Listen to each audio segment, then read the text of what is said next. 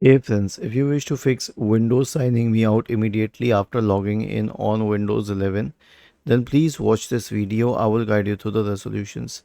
The first solution is to restart the computer. Right click on the start button, select shutdown or sign out and then select restart. The next solution is to update Windows. Right click on the start button, select settings from the menu, go to the Windows Update tab and click on check for updates in the right pane. The next solution is system restore. Search for recovery in the Windows search bar and open recovery. Click on open system restore.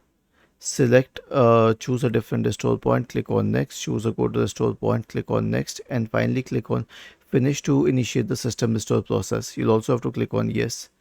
And the last solution is to check for malware. So search for MRT in the Windows search bar and open the malware removal tool and then click on next and then select full scan, click on next and let it run through. Was this helpful? If yes, then please subscribe to the channel. If not, then let us know in the comment section of the video on how we could help you further. Thank you for watching this video and have a nice day.